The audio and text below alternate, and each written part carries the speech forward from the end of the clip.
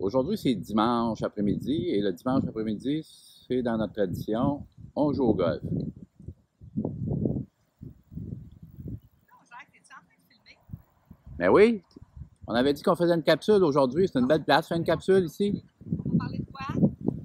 On va parler de deux choses. Un petit compte-rendu sur la situation du COVID, puis un petit d'informations complémentaires concernant les permis de la dernière capsule.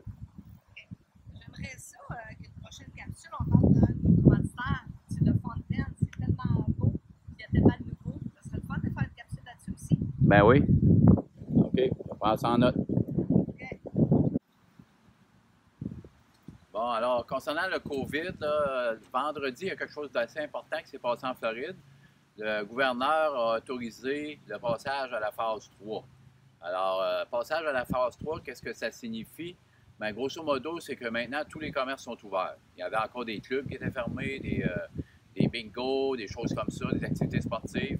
Maintenant, tout est ouvert, avec un encouragement, évidemment, à la distanciation sociale, comme on a un nouveau mot maintenant, et aussi, dans certains comtés, mais pas dans les 3 comtés du Sud, le port du masque n'est plus obligatoire des endroits publics.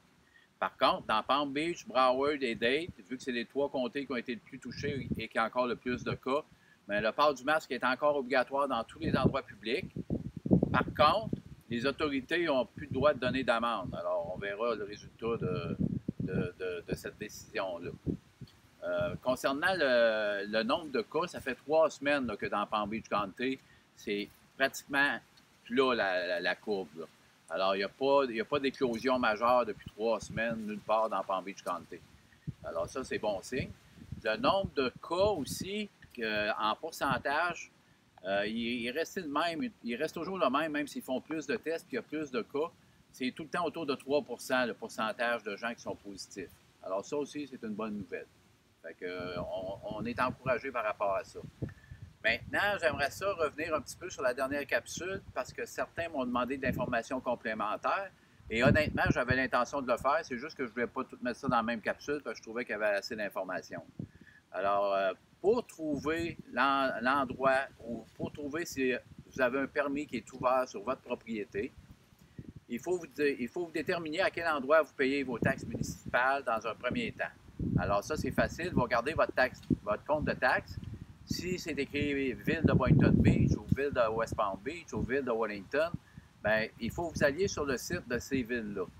Si par contre vous payez vos taxes à Palm Beach County seulement, alors là, vous allez sur le site de Palm Beach County. Alors, une fois que vous avez déterminé à quel endroit vous payez vos taxes municipales, vous allez sur le site en question de la ville ou du comté et vous naviguez pour trouver la page qui concerne les buildings et ou permis. Une fois que vous allez être entré dans cette page-là, vous suivez des informations pour trouver des permis actifs ou des permis existants ou des permis ou des inspections.